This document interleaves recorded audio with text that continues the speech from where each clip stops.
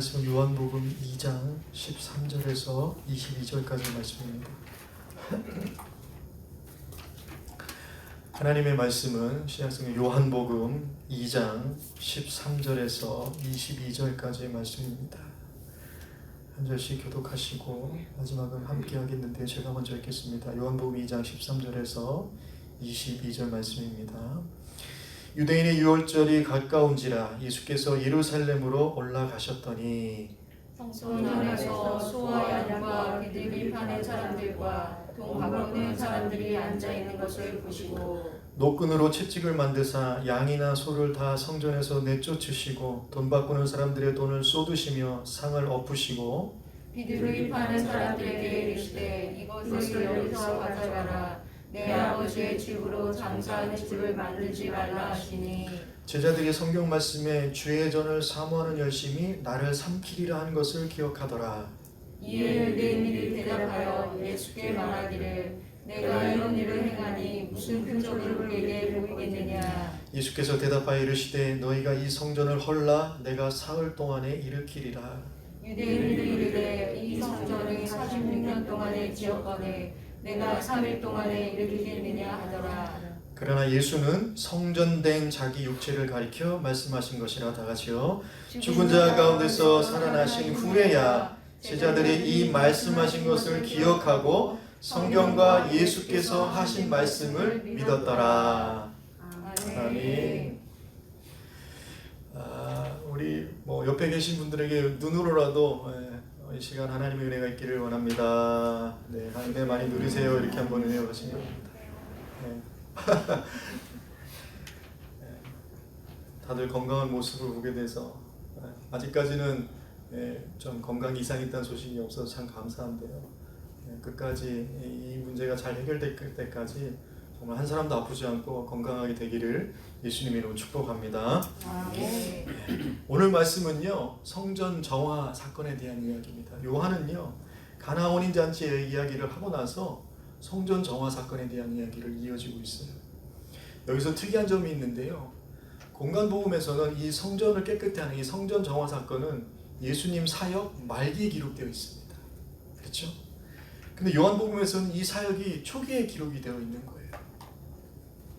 그래서 이것 때문에 많은 어떤 사람들은 예루살렘 성전을 깨끗게 하신 사건은 2번 일어나는 거다. 초부에 한 번 더 하시고 또 예루살렘에 들어가서 십자가를 칠 때 또 한 번 하신 것, 이렇게 이해하는 사람들도 있었습니다. 그런데 여러분 그보다 더 많은 사람들은요 이런 극적인 사건은 2번 일어나는 게 아니라 한 번 일어난 것이다, 그렇게 이해를 합니다. 왜냐하면요 한번 생각해 보세요. 이 성전을 깨끗게 하는 사건이 만약에 요한복음에서와 같이 예수님의 사역 초기에 일어난 사건이었다면 예수님은 사역을 본격적으로 시작해 보지도 못하시고 아마 처형당했을 거예요. 그래서 이 사건은 공생의 후반에 일어난 사건이고 십자가의 사건을 촉발시키는 그런 핵심적인 사건으로 그렇게 보는 것이 타당하다는 것입니다. 그렇다면 질문이 생기죠. 그렇다면 왜 요한은 예수님의 사역 말기에 일어났던 이 성전 정화의 사건을 초기에 언급을 하고 있는가 하냐는 거예요. 왜 초기에 언급을 하고 있느냐. 거기 요한의 의도가 있다고 볼 수 있는데 요한의 의도는 뭐냐면 예수님은 유대인들이 목숨과 같이 생각하는 그 성전 건물을 대체하시는 새 성전 되시는 분이 누구시다? 바로 예수님이시라는 것을 강조하기 위해서 뒤에서 일어났던 사건을 앞에 배치하고 있는 거예요. 그러니까 작가의 의도가 있는 것이죠. 여러분 드라마나 영화를 보더라도 시간의 순서대로 그것이 이야기가 흘러가는 것이 있는가 하면 앞에서 그냥 뒤에 있는 사건이 딱 나온 다음에 그 다음에 그 시간 순대로 쭉 가다가 뒤에 사건이 다시 한번 나오는 경우가 있잖아요. 그러니까 작가의 의도가 있는 거예요. 그래서 요한은 가나 혼인잔치를 통해서 새 포도주 되시는 분이 바로 예수님이시다.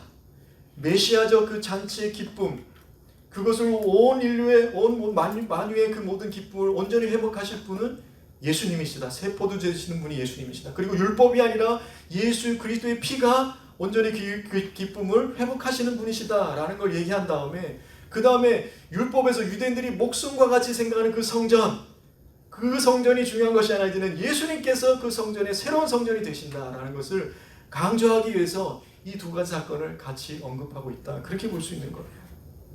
그렇다면 정리되는 것은 결국 복음서 기자 모두는요 예수님이 십자가를 지시기 위해서 예루살렘으로 입성하신 후에 우선적으로 먼저 가장 관심을 가지고 하셨던 일이 뭐냐면 바로 그 당시에 부패하고 타락한 예루살렘 성전을 정결케 하시는 일이었다라는 거예요. 그 성전을 깨끗게 하는 일이었다라는 것입니다. 어떻게 보면 그 성전을 무너뜨리는 일을 하신 거지요. 무너뜨리는 일을 하신 겁니다.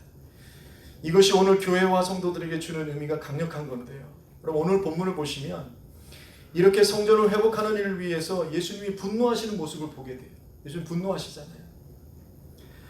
여러분 필립스라는 사람이 있습니다. 필립스가 번역한 필립스 신약 성경이 있어요. 근데 이 필립스라는 사람이 이 신약 성경을 번역하면서 연구하면서 보게 될 때 예수님의 다른 모습, 예상치 않은 모습을 보고 놀랐다. 그렇게 얘기하고 있습니다. 왜냐하면 예수님의 모습하면 떠오르는 이미지는 뭐냐면 부드럽고 따뜻하고 온유하고 심성이 여리고 정이 많고 긍휼이 많은 그런 예수님만 생각했는데 그렇지 않은 모습들이 나오는 거예요. 그래서 예상치 않았기 때문에 놀랐다. 그런 얘기를 하고 있습니다. 여러분 우리가 성령의 9가지 열매를 할 때 온유를 우리가 이야기할 때 얘기를 했었잖아요. 온유라는 것은 그냥 개념 없이 막연하게 그냥 연약하고 그냥 나약한 것이 온유가 아니라 때로는 강하고 단호하며 분명하지만 그러나 그것이 잘 통제되어져서 악의적인 분노를 품지 않는 태도와 모습으로 반응하는 것, 그것이 온유의 모습이다. 그것이 예수님이 보여주신 그 강한 권위를 가지고 있으면서도 그것이 제때 말할 때 말하고 침묵할 때 침묵해지는 그런 모습으로 드러나는 그런 강한 권위의 모습, 그것이 온유의 모습이다. 그렇게 말씀을 드렸습니다. 그러니까요, 우리도 마찬가지죠. 분명하게 해야 될 때와 또는 침묵할 때가 잘 분별되어져야 되는 거예요. 지금 하나님의 성전이 변질된 것을 본 예수님은요, 이것을 침묵할 때가 아니라 분명하고 단호하게 행동해야 됐을 때라는 것입니다. 여러분 히틀러에 저항하다가 순교한 덴마크 목사님 중에 카즈 뭉크라는 목사님이 계십니다. 근데 이 목사님이 이런 얘기를 했어요.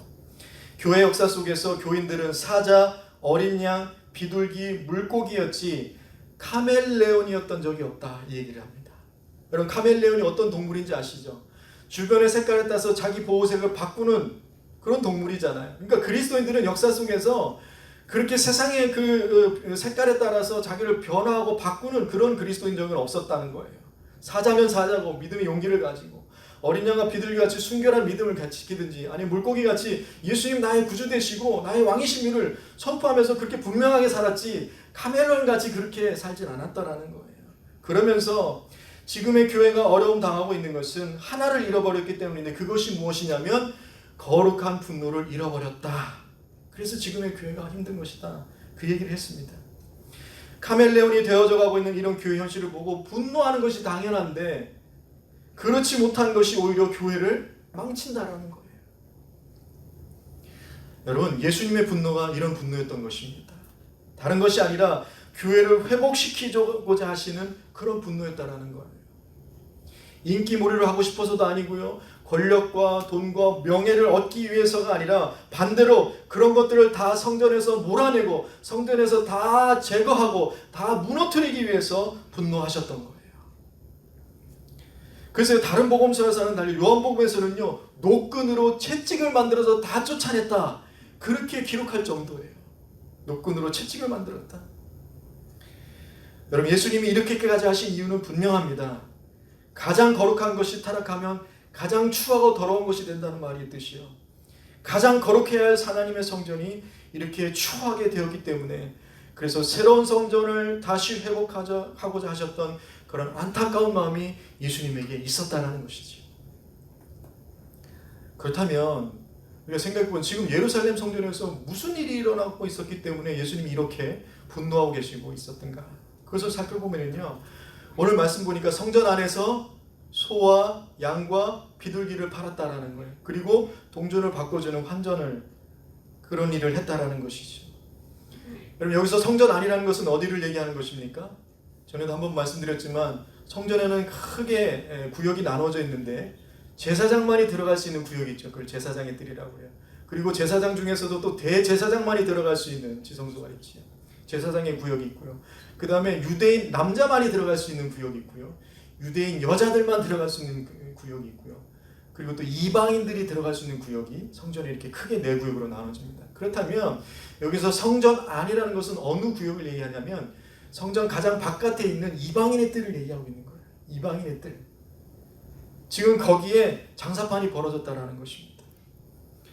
근데 여러분 사실 이 장사는요, 그래서 소, 양, 비둘기를 팔고 돈을 바꿔주는 것은 꼭 필요한 일이에요. 그리고 불법이 아니라 이것은 합법적인 일이었던 것입니다.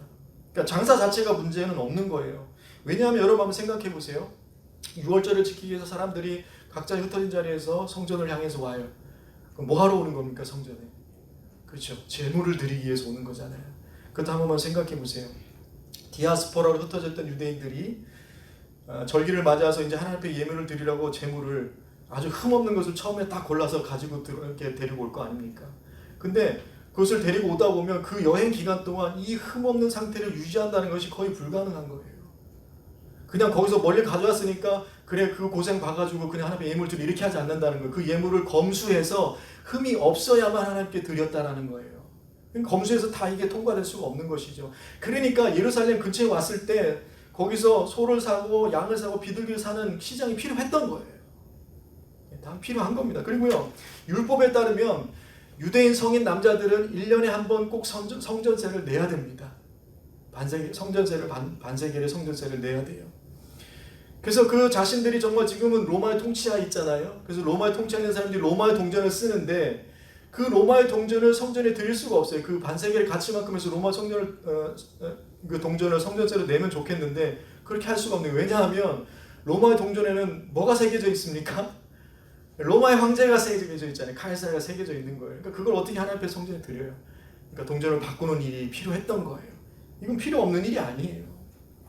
근데 문제는 뭐냐면 당시 대제사장이었던 가야바가 성전 밖에서 있어도 되는 그 시장 그리고 성전 밖에 그 시장이 있었어요. 근데 그 시장을 성전 안으로, 즉 이방인의 뜬으로 끌고 들어왔다라는 거예요. 거기서 사고 팔게 했다라는 것입니다. 이것이 문제였던 거예요. 시장을 성전 안으로 끌어들였다라는 거예요. 왜 그렇게 했을까요? 사람들의 편의를 봐주기 위해서 그렇게 했을까요? 아니에요. 물론 이방인의 뜰이 있으면 더 편했겠지요. 밖에서 사는 것보다 성전을 바로 구입할 수 있었으니까. 그 편의를 봐주기 위해서 한 게 아니라 자릿세를 받으려고 그 안으로 들어낸 거예요. 들어오게 한 거예요. 그럼 게다가 이 장사가 잘 되더라고요. 어떤 일까지 했냐면요, 멀리서 다른 데서 가져온 재물을 검수를 할 때 다 퇴짜를 내버리는 거예요. 다른 데서 그래야지 거기서 장사가 잘 될 거 아닙니까? 그러면 나한테 떨어지는 게 더 많아지는 거예요. 그래서 퇴짜를 놓는 겁니다. 이런 일이 지금 성전에서 벌어지고 있었던 거예요. 그러니까 지금 성전은 어디에 관심이 있었냐면 어떻게 하면 돈을 더 벌 수 있을까? 어떻게 하면 더 많은 이득을 얻을 수 있을까? 어떻게 하면 더 많은 만족을, 최대의 유익을 얻을 수 있을까? 이거에만 온통 정신이 빠져 있었던 겁니다. 그 돈으로 뭘 했는지 아세요? 그 돈으로요, 로마의 이 관리들하고 연을 대는데 쓴 거예요. 그러면 그 로마의 권세를 등에 업어서 자신의 자리를 유지하려고 그러고, 그 자리를 살려고 그러고, 그 권세를 누리고 종교를 이용해서 부를 누렸던 것입니다. 그럼 그것 때문에 성전 안에 시장을 들여왔던 거예요. 그러니까 대제사장이 가야바라는 사람이 사두개파, 유대인의 분파 중에 여러 분파의 바리새파가 있고 사두개가 있고 이렇게 있잖아요. 이 가야바는요, 사두개파 사람이에요. 그래서 대제사장 가야바가 왜 그랬을까 했을 때 하나 또 그냥 이해가 되는 게 사두개파 사람이었기 때문에 그랬겠다라는 생각도 드는 거예요. 왜냐하면 여러분 사두개파는요, 부활을 인정하지 않죠. 그리고 영의 천사를 인정하지 않습니다. 왜 그렇습니까?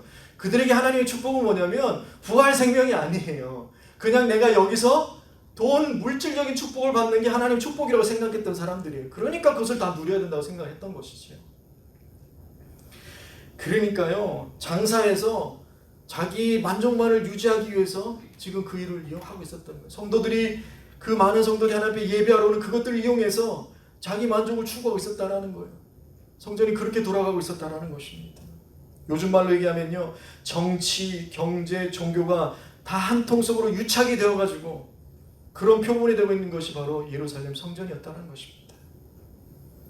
그래서 예수님이 본문 16절에 뭐라고 얘기하십니까? 내 아버지의 집으로 장사하는 집을 만들지 말라 그렇게 말씀하고 계시는 거예요. 장사에 문제가 있는 것이 아니라 그 장사를 통해서 성전을 이렇게 변질시키고 있는 그걸 말씀하고 있는 거예요. 어떻게 보면 예루살렘 성전을 향해서 핵심을 찌르는 말이었던 것입니다. 하나님이 주인 되신 거룩한 곳이 돈이 주인인 시장이 되고 있었던 거예요. 영어 성경을 보니까요, Place of Business라고 번역을 하고 있어요. NASB, New American Standard Bible, NASB라고 그러는데요. Place of Business, 비즈니스 하는 곳이 되었다라는 거예요. NIV는 마켓이라고 시장통이 되어버렸다는 거예요. 시장의 원리가 지배되는. 그럼 하나님께 경배하고 간구하는 곳이 정치의 현장이 되었다라는 거예요. 더 이상 성전은요, 하나님의 말씀과 은혜의 원리가 아니라 시장의 원리, 이해관계의 원리, 이익관계가 주도하는 곳이 되어버렸다는 거예요. 그러니까 공관복음에서는요, 이걸 뭐라고 하면 강도의 소굴이라고 그러잖아요. 그러니까 강도의 소굴이라고 하는 것이 이해가 되는 거예요. 지금 하나님의 성전은요, 강도의 소굴이 되었다. 이렇게 말씀하신 예수님의 마음이 얼마나 성급했을까요? 하나님의 성전이, 하나님의 집이, 내 아버지의 집이 이런 강도의 소굴이 되고 있다는 게 얼마나 안타까웠을까요? 화가 날 정도로 서글프고 안타까웠었던 거예요. 그러니까 그래서 이것을 회복하시기 위해서 예수님이 그것을 다 엎으셨던 것입니다. 그러면서 예수님이 말씀하시죠. 그러면 이 하나님의 성전이 장사하는 집이 되지 말아야 되고 강도의 소굴이 아니라 그럼 어떤 집이 되어야 되는가? 공관복음에서는, 여러분 공관복음 마테마가 누가복음 공관복음이라고 하죠. 그 공관복음에서는 동일하게 기도하는 집이 되어야 된다 이렇게 말씀하고 있는 거예요. 내 아버지 집은 기도하는 집이다. 만민이 기도하는 집이다. 이것은 이사야 선지자의 말씀이 인용되고 있는 건데요. 이사야 56장 6절에서 8절 말씀입니다. 이사야 56장 6절에서 8절 말씀 보면요. 또 여호와와 연합하여 그를 섬기며 여호와의 이름을 사랑하며 그의 종이 되며 안식일을 지켜 더럽히지 아니하며 나의 언약을 굳게 지키는 이방인마다, 이렇게 나의 언약을 굳게 지키는 이방인마다 내가 그들을, 여기서 그들은 누구입니까? 이스라엘 백성이 아니라 나의 언약을 굳게 지키는 이방인을 얘기하는 거예요. 그들을 나의 성산으로 인도하여 기도하는 내 집에서 그들을 기쁘게 할 것이며, 그 이방인들을, 하나님을 믿는 그 이방인들을 성전으로 불러 들으셔서 기도하는 집에서 기쁘게 하시겠다는 것이죠. 그들의 번제와 희생을 나의 제단에서 기꺼이 받게 되리니 이는 내 집은 만민이 기도하는 집이라 일컬음이 될 것입니다. 이스라엘에 쫓겨난 자를 모으시는 주 여호와가 말하노니 내가 이미 모은 백성 외에, 이스라엘 백성들이 얘기하시는 거죠. 이미 모은 백성 외에 또 모아서 그에게 속하게 하리라 하셨느니라. 이 말씀을 해주고 있는 거예요. 이 말씀을 보면 여러분, 하나님의 백성, 하나님의 자녀가 됨으로 누리게 되는 가장 큰 기쁨과 축복이 있다면 그것은 뭐냐면 우리가 하나님 앞에 기도할 수 있다는 것입니다. 하나님의 자녀가 됨으로 해서 가장 큰 기쁨과 축복은요, 하나님께 기도할 수 있다는 거예요. 그리고요, 성전을 기도하는 집이라고 표현하는 것은요, 성전에서 그냥 좁은 의미로 기도한다라는 말, 그 의미만 포함하는 것이 아니라 성전에서 드려지는 번제와 희생, 즉 예배가 많은 기도로 준비되고 행해진다는 것을 시사해주고 있다는 거예요. 그래서 기도하는 내 집 또는 만민이 기도하는 집이라는 말 속에는요, 그냥 기도만 하는 집이라는 것이 아니라 그것뿐만 아니라 하나님을 경배하고 찾고 구하고 두드리는 모든 예배의 준비와 행위들이 다 포함되어져 있는 말인 거예요. 그러니까 요한이 얘기할 때 내 아버지 집이라는 말과 만민이 기도하는 집이라는 것은 같은 개념이라고 볼 수 있는 것입니다. 내 아버지 집은 하나님을 예배하는 집입니다. 이것이 바로 하나님의 성전에서 하나님의 자녀들이 반드시 누려야 하는 기쁨과 즐거움인 것입니다. 그런데 당시 종교 지도자들이요, 분명히 이사야 선지자들의 이 통해서 선포한 이 하나님의 뜻을 모르진 않았을 거예요. 그런데도 불구하고 많은 사람들이 하나님을 경배하고 예배하는 그 기쁨의 자리를 이용해서 자신들의 이익과 만족과 욕심을 채우는 일에 성전을 이용하고 예배를 이용하고 하나님의 이름을 이용하고 있었다는 것입니다. 그래서 예수님은요, 예배의 순전성을 다시 회복하고자 성전 안에 있는 이런 시장의 모습들을 다 엎으셨던 거예요. 저는 이 부분을 한번 잘 생각해 보기를 원해요. 이 부분 한번 잘 생각해 보십시오. 이것이 과연 그 당시 성전만의 문제이겠는가? 그리고 당시 기득권층을 가진 종교 지도자들만의 문제이겠는가? 오늘 하나님을 예배하는 우리들의 모습은 어떠합니까? 또 교회의 모습은 어떠하냐는 거예요. 여기 예배의 자리에서건 또 온라인으로 드리고 있는 자리에서건 우리의 예배가 내가 주인이 아니라 하나님이 주인된 예배를 드리고 있는가? 이런 마음을 가지고 정말 예배를 기도로 준비하면서 하나님을 기대하면서 그렇게 예배하고 있는가? 교회와 성도가 이 일에 집중하고 있냐라는 거예요. 아니면 내가 중심이 되고 내가 기준이 되어서 나를 기쁘게 하는 일에 예배를 이용하고 있지는 않는가? 그래서 교회가 여러분 종교 비즈니스 하는 곳이 된 것이 아닌가 생각해 보자는 거예요. 뭐 이 얘기가 교회에서 펀드레이징 하지 마라 이런 얘기를 하는 차원이 아니에요. 예배의 순전성에 대해서 얘기하고 있다는 것입니다. 그럼 이것은요 교회에 대한 회의적인 생각을 말하는 것이 아니라 예수님이 그토록 간절하게 일으키고자 했던 진정한 교회의 모습이 어떠해야 되는가를 우리는 다시 돌아봐야 된다는 것입니다. 여러분 본문 17절을 보십시오. 본문 17절을 보시면 이런 예수님, 이런 예수님의 모습을 보면서 제자들이 깨달은 것이 있다라고 하면서 뭐라고 얘기하고 있냐면 제자들이 성경 말씀에 주의 전을 사모하는 열심히 나를 삼키리라는 것을 기억하더라 이렇게 기록하고 있어요. 예수님이 그 시장을 엎으시는 그 모습을 볼 때 제자들이 딱 깨달은 게 성경 말씀 한 구절이 딱 깨달아진 거예요. 주의 전을 사모하는 열심히 나를 삼키리라는 이 말씀이 기억났던 겁니다. 이 말씀은요 시편 69편 9절 말씀이 기억난 건데요. 시편 69편 9절 말씀은 이렇습니다. 주의 집을 위하는 열성이 나를 삼키고 주를 비방하는 비방이 내게 미쳤나이다 이렇게 얘기하고 있는 거예요. 다윗의 고백이죠.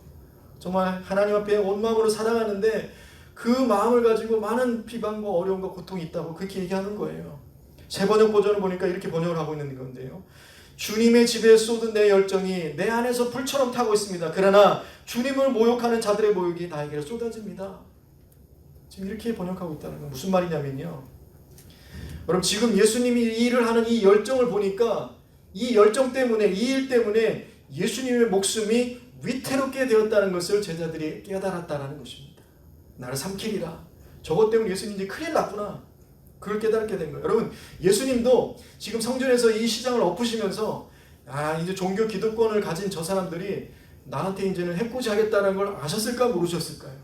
아셨죠. 이 성전을 지금 이렇게 하는 것에 대해서 분명히 저 사람들은 나에게 나를 제거하려고 할 것을 분명히 아셨어요. 그럼에도 이 일은 반드시 필요했기 때문에 하셨다라는 것이지요.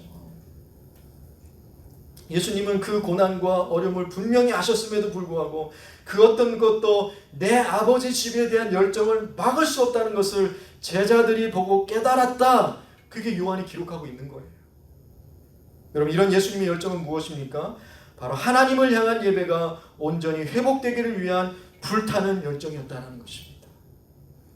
사랑하는 성도 여러분, 오늘 우리에게도 이런 시각이 필요할 줄 믿습니다. 오늘 우리에게도 이 열정이 무엇보다도 회복되어질 줄 믿습니다. 그러니까 여러분 우리가 예수님이 이 성전 정하는 사건을 보면서 깨달아야 하는 것은요. 예수님의 열정인데 어떤 열정이냐면 무슨 일이 있더라도 하나님을 전심으로 예배하는 기쁨을 회복해야 된다는 것입니다. 그 예배에 대한 기대를 방해하는 일이 여러분 만약 있다면 이런 것들이 교회 안에 이미 들어와 있다면 혹시나 교회인 내 삶 가운데 이 신앙의 삶에 자리를 잡고 있는 것들이 있다면 이제는 그것들을 붙잡고 있을 것이 아니라 그것을 이제는 버려버려야 되는 거예요. 무너뜨려야 되는 것입니다. 십자가에 다 내려놓아야 된다는 거예요. 이런 예수님의 열정이 저와 여러분의 열정이 되어서 여러분 어디에서든 간에 바라기는 이 예배하는 기쁨이 계속해서 회복되는 모두가 되시기를 예수님의 이름으로 축복합니다. 아멘. 이것이 없으면 교회와 성도는 무너지는 겁니다. 이것이 없으면 교회와 성도는 무너지는 거예요. 여러분 본문 20절 말씀을 보시면요. 지금 예루살렘 성전, 그러니까 헤롯 성전이라고 그러잖아요. 그러니까 예루살렘의 그 성전을 몇 년 동안 짓고 있다고 말씀을 하고 있습니까? 46년 동안 짓고 있다라는 거예요. 헤롯 대왕이 왕이 되었을 때 자기가 완전히 유대인이 아니잖아요. 그러니까 자기 정통성을 회복하고 싶고 또 유대인들의 호의를 얻고 싶어서 이 성전을 짓기 시작한 거예요. 근데 그게 짓기 시작한 것이 지금 예수님 당시에 보니까 그게 몇 년째 짓고 있다고요? 46년째 지금 짓고 있다라는 거예요. 아직 다 완성하지 못했다라는 겁니다. 이 성전이 언제 완성이 되냐면 AD 63년에 가서야 완성이 됩니다. 그래서 이 성전이 다 지어진 기간을 합치면 무려 몇 년이 되면 80년, 근 80년 동안 이 성전을 지은 거예요. 그런데 여러분, 이 80년 동안 지은 성전이 돌 위에 돌 하나 남지 않고 무너지는 사건이 언제 일어나냐면 AD 70년에 일어나죠. 로마에서 이 성전이 돌 위에 돌 하나 남지 않고 다 무너지게 됩니다.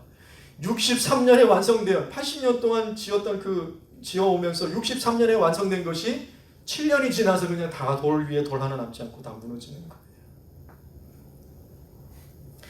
이것을 보면서 아무리 공들여서 세운 건물이라 할지라도, 그것이 설령 성전이라 할지라도 하나님이 그 건물에 계시지 않으면, 하나님이 떠나시면, 그리고 그 하나님을 예배하는, 정말 순전하게 그 하나님을 예배하기 위해서 찾는 예배자가 없다면 여러분요, 그것은 결국 무너지게 된다는 것입니다.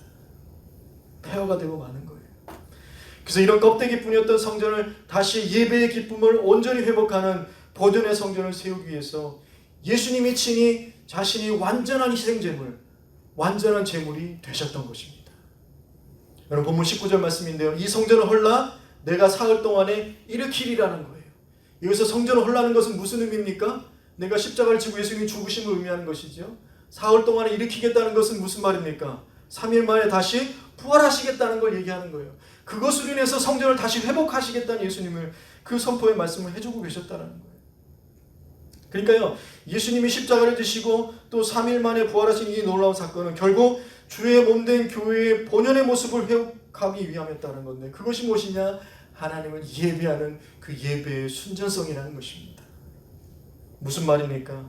하나님을 믿는 사람들이, 그 믿는다고 하는 사람들이 경건의 모양은 있는 것 같은데 정작 경건의 능력이 없는, 이름만 그리스도인이고 무늬만 그리스도인, 여러분 소위 우리는 실천적 무신론자라고 얘기하거든요. 실천적 무신론자, 무슨 말이냐면 하나님이 있다라고 얘기를 해요. 믿는다고 얘기를 해요. 근데 그들의 삶과 말과 행동은 하나님 없는 것까지 그렇게 살아간다라는 거예요. 실천적 무신론자들, 눈에 보기에만 그럴듯한, 그래서 모든 것이 자기중심이고 자기만족이고 종교적으로 굳어가고 있는 모든 것들을 예수 그리스도의 십자가로 다시 허물어버리고 이제는 예수님의 핏값으로 세우신 교회 공동체와, 그리고 예수 믿는 여러분 한 사람 한 사람의 교회가 예수님 안에서 어떻게 해서든 하나님을 우리의 삶으로 예배하는 그 예배의 기쁨을 회복하기를 원하셔서 예수님은 십자가에 죽으셨고 3일 만에 다시 부활하셨다는 것입니다. 여러분 이것을 볼 때에 구원의 은혜와 감격은 무엇과 반드시 연결되냐면 예배의 기쁨과 연결이 되는 거예요. 어떤 기쁨을 여러분한테 주고 만족을 주기 위해서가 아니라 구원의 은혜와 감격은 예배의 기쁨이 된다는 것입니다. 오늘 이 시대에 정말 생각해 봐야 될 문제인 것 같아요. 그렇잖아요? 정말 우리가 이런 예배의 기쁨을 누리고 있는가? 이를 위해서 보여주신 예수님의 거룩한 열정의 기대대로 오늘의 때를 순전한 예배의 기쁨으로 살아가는 저와 여러분이 되시기를 바랍니다. 여러분 필립 얀시라는 사람이 있어요. 들어보셨을 건데요. 그 사람이 쓴 책 중에 교회 나의 고민 나의 사랑이라는 책이 있습니다. 교회 나의 고민 나의 사랑이라는 책이 있어요. 제목만 들어도 우리가 지금 교회를 어떤 감정으로 대하고 있는지가 참 잘 드러나고 있는데, 교회 나의 고민 나의 사랑. 여러분 어떻습니까? 여러분에게 교회는 고민거리입니까? 사랑거리입니까? 우리 온라인으로 예배 드리시는 분들 한번 대답해 보세요. 여러분은 교회가 고민거리입니까? 머리 지긋지긋 아픈 고민거리입니까?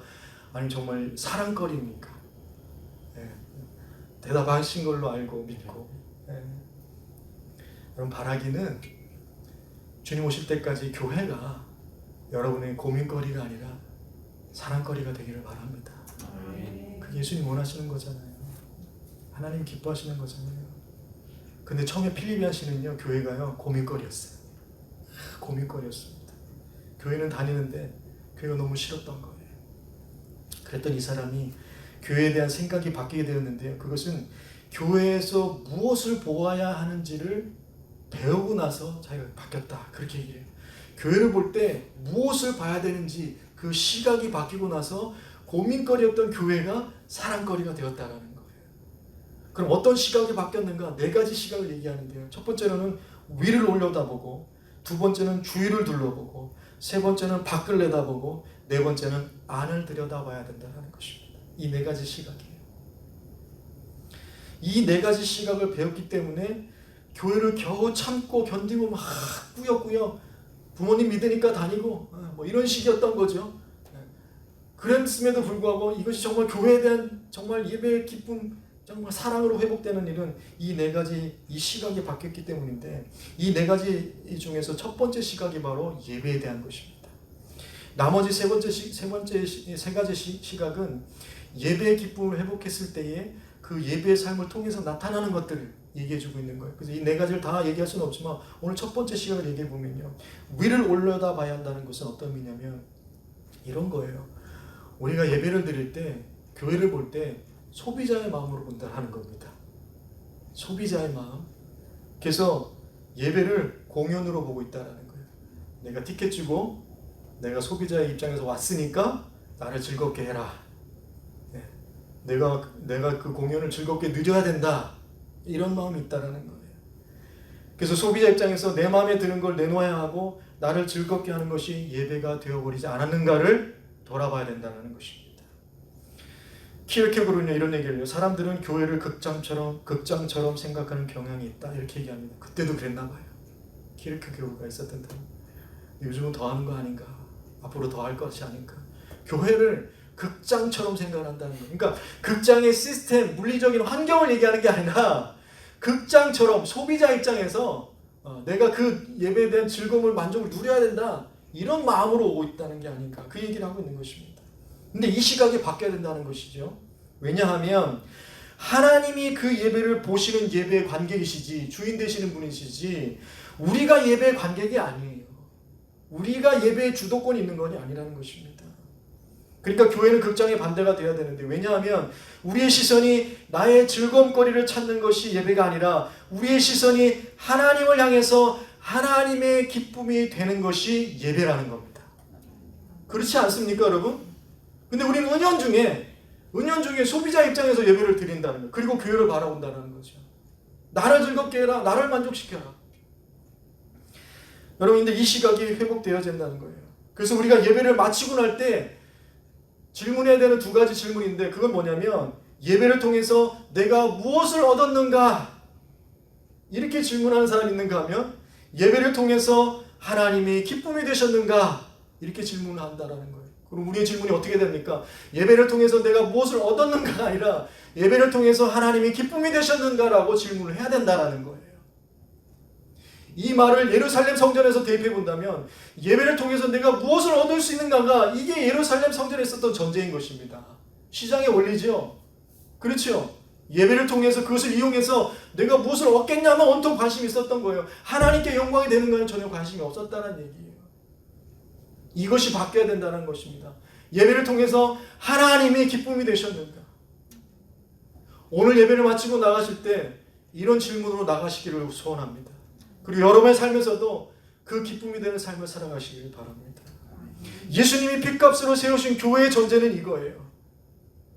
내가 하나님의 예배를 통해서 하나님의 기쁨이 되었는가?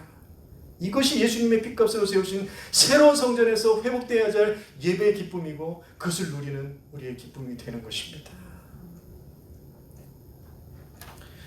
그래서 이렇게 우리가 위를 올라다 보면 교회가 존재하는 주된 이유가 무엇인지를 알게 되는데요. 교회가 존재하는 주된 이유, 그러니까 주된 이유를 말하는 거예요. 가장 프라이어티 되는 이유가 뭐냐면 즐거움을 제공하거나 자존감을 세워주거나 우정을 복다주거나 뭐 오락을 행해서 막 즐겁게 한다거나, 이게 주된 게 아니니까, 이게 필요 없다는 게 아니라 이게 주된 것이 아니라 하나님을 예배하는 것임을 알게 된다는 것입니다. 우리의 시각이 위를 올려다 볼 때, 교회의 주된 목적은 하나님을 기쁘게 하는 예배가 주된 목적이라는 걸 알게 된다는 거예요. 여러분, 이 일에 실패하면 교회는 실패하는 겁니다. 아무리 잘하고 아무리 뭐 해도요, 교회는 실패하는 거죠. 이거는 교회를 어떻게 보면 폄하하는 게 아니라 정말 그 예수님의 마음을 우리가 다시 한번 새겨보자 말씀드리는 거예요. 그래서 교회의 사역자나 직분자나 뭐 음향이나 조명이나 시스템들이나 뭐 예식이나 뭐 이런 예배 모든 것들은 여러분 하나님을 예배자들이 하나님과 만나게 하는 궁극의 목표를 떠받치는 보조 장치일 뿐인 겁니다. 근데 이게 주가 돼 버리면 교회가 나의 사랑거리가 아니라 근심거리가 되는 거예요. 왜 그렇습니까? 이걸 다 만족시킬 수 없는 거예요. 이것도 만족 안 하고 저것도 만족 안 되고 이것도 없고 이것도 만족이 안 되는 거예요. 그렇지 않습니까? 그래서 월터 윙크라는 사람이 이렇게 얘기를 해요. 예배란 집주인이 누구인지를 기억하는 것이다. 예배란 뭐라고요? 집주인이 누군지를 기억하라는 거예요. 여러분, 하나님의 집의 주인은 누구십니까? 하나님이시잖아요. 그걸 기억하는 것이 예배라는 거예요. 지금 우리는 어떻습니까? 집주인이 누구인지를 기억하며 예배하고 계십니까? 예배를 구경하는 구경꾼처럼 바라보기진 않는가? 그러니까 교회가 흥미가 없다 얘기하는 거고 교회가 소홀해지는 거예요. 한번 생각해보면서 만약에 우리의 그 시선이 하나님을 올려다보고 있다면 그럼 어떻게 될까? 교회를 바라보는 시각이 아마 많이 바뀌게 될 거예요. 오늘 이 시대에 더더욱 필요한 얘기고요. 오늘 특히 코로나 시대 가운데 더더욱 필요한 일 뿐만 아니라 포스트 코로나 시대, 아니 주님 오실 때까지 이 시각은 반드시 필요하다는 거예요. 사랑하는 성도 여러분, 우리는 지금 예배의 기쁨을 잃어버리고 있는 것에 거룩한 분노가 있어야 됩니다. 교회에 오래 다닌다고 그리스도인이 되지 않는 것과 같이 하나님의 말씀을 중심으로 살지 않고 그저 내 만족대로 살고 있는 것에 분노해야 됩니다. 믿음의 눈이 아니라 시장의 원리로 교회를 바라보는 우리의 모습을 성찰하고 분노해야 하는 것입니다. 예수님이 십자가의 죽음을 통해 시장이었던 성전을 새로운 교회로 돌려놓으셨는데 그 돌려놓은 것을 우리는 그 다시 도로 시장으로 만들고 있지는 않는가? 우리는 그것에 대해서 분노해야 되는 거예요. 그래서 22절을 보시면 제자들은 예수님이 부활하신 후에야 그것을 깨달았다고 그러잖아요. 요한이 지금 그걸 깨닫거든요. 부활하신 후에야 예수님이 그런 성전을 회복하기를 원하셨던 것을 깨달았다고 얘기하고 있는 것입니다. 그런데 여러분 우리는 어떻습니까? 우리 이것을 모두 이미 다 알고 있잖아요. 그때의 제자들보다 우리는 이거 다 알고 있어요. 그럼 우리는 어떤 믿음으로 주의 몸된 교회와 저와 여러분으로 세워져야 하는지 당시의 제자들보다 더 분명해지기를 소원합니다. 말씀을 맺습니다. 여러분 철로 역정을 보면요 크리스찬이 나오잖아요. 크리스찬이 순례의 길을 갑니다. 근데 순례의 길을 갈 때 함께 같이 가는 사람들이 있었어요. 근데 이제 믿음이라는 사람이 이제 함께 가면서 어디를 지나게 되냐면 허영의 시장이라는 데를 지나게 됩니다. 허영의 시장. 네, 혹시 뭐 읽으셨거나 또 뭔가를 보셨던 분은 기억나요. 허영의 시장이라는 데. 근데 그 허영의 시장은 세상 온갖 것들을 다 파는 거예요. 온갖 것. 365일 매일 열리는 장입니다. 임시장인데 불구하고 그만큼 성세를 이루는 거예요.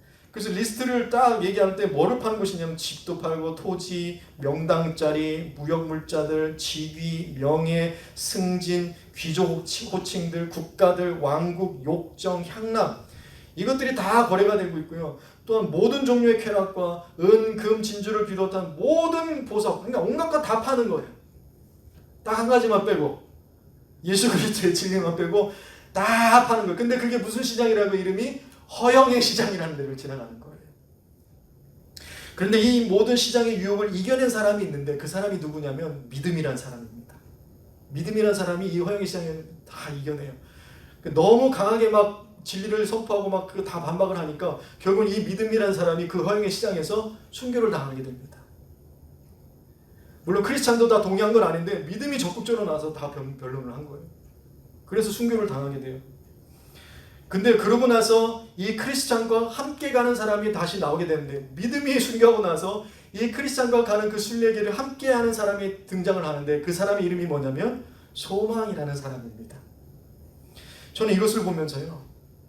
우리가 허영의 시장통과 같은 세상에서도 예수님으로 힘입어 믿음으로 하나님을 예배하고자 할 때에 여러분 우리의 삶에는 반드시 소망이 있다라는 것입니다.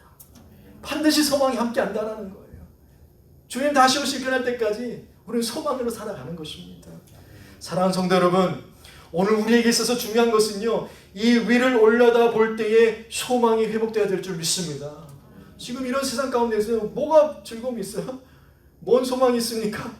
그러나 우리에게는 여전히 소망이 있는 이유는 우리가 위를 올려다 볼 때에 우리에게서 하나님을 예배하는 그 예배가 회복되어질 때에 우리는요 세상 끝날까지 소망과 함께 가는 길을 가는 것입니다. 이 순전함이 오염되지 않는 교회와 성도가 되시기를 바랍니다. 우리 다음 교회 성도가 언제까지인지 모르지만 그러나 이 교회가 존재하는 날까지 우리 정말 그 순수함을 잃어버리지 않기를 위해서 여러분 기도해 주시고 노력하셔야 돼요. 교회가 시장통이 되지 않으려면 함께 위를 올려다 보아야 됩니다. 저는 그것을 믿고 싶어요. 아직까지도 저는 그것 하나만을 분명히 붙잡고 싶은 거예요. 그래서 예수님이 핏값으로 세우신 교회와 우리의 삶의 예배의 기쁨으로 채워감으로 거룩한 교회로 세워지는 우리 모두가 다 되시기를 예수님의 이름으로 축복합니다. 우리 시간에 물 가운데 지날 때에도 하나님 함께 하십니다. 우리 찬양하고 우리 기도하고 마치도록 하겠습니다. 우리 가사를 생각하면서 고백하겠습니다. 물 가운데 지날 때에도 물 가운데 지날 때에도 침몰치 않은 불 가운데 행할 때에도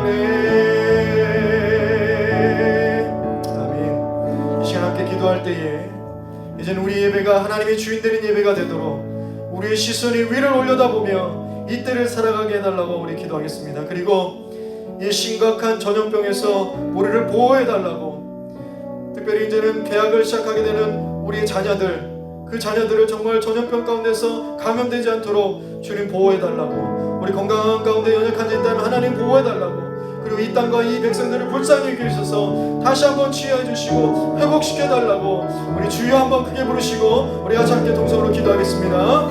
주여, 하나님 감사합니다. 이 시간 하나님을 올려다봅니다. 하나님을 바라봅니다.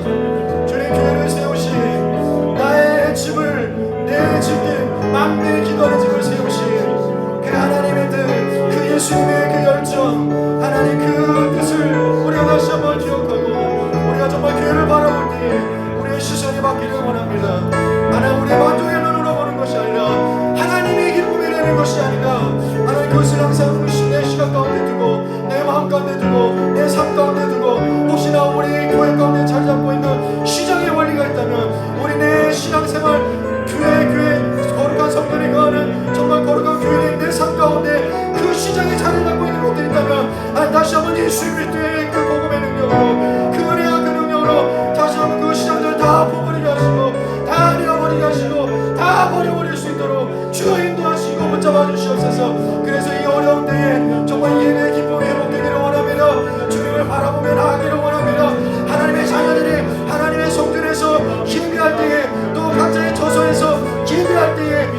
반드시 누려야 되는 그 기쁨과 축복을 절대로 빼앗기지 않겠다라고 결단할 수 있도록 주여 우리 가운데 역사해 주시옵소서. 특별히 아버지 이 심각한 상황 가운데, 이 전염병 가운데, 하나님 코로나 바이러스 가운데 우리를 보호해 주시고 하나님 인도해 주셔서 감염 걸리지 않게 해주시고, 특별히 이제는 아버지 하나님께서 학교를 개학했다라고 해서 하나님 학교로 돌아올 우리 학생들을 하나님 그들의 아버지 하나님께서 붙잡아 주셔서 하나님 정말 감염되지 않도록 내 영역간의 강건함 붙잡아 주시옵소서. 하나님 저들의 앞길을 주께서 인도해 주시고 지금의 어려운 때를 지혜롭게 지나갈 수 있도록 주여 지혜를 더하시고 건강 더하여 주시고 이 땅과 이 백성들을 불쌍히 여기시고 치유하여 주시옵소서. 회복시켜 주시옵소서. 치료제가 빨리 개발되어 주시옵소서. 하나님 회복될 수 있도록 주님 인도하여 주시옵소서. 하나님 우리의 시선이 이제는 위를 올려다보고 하나님의 기쁨이 되는 삶을 살게 하여 주시옵소서. 이를 살아가더라도 하나님 우리 안에 많은 문제들이 있고 우리 주변에 또 많은 어려움들과 위험이 있습니다. 하나님 그 가운데서도 이 믿음 잃어버리지 않고 절대로 빼앗기지 않고 이 기쁨으로, 이 감사함으로, 이 은혜와 이 성령 충만함으로 하나님 이 어려운 때를 살아가는 주의 자녀들 되게 하여 주시옵소서.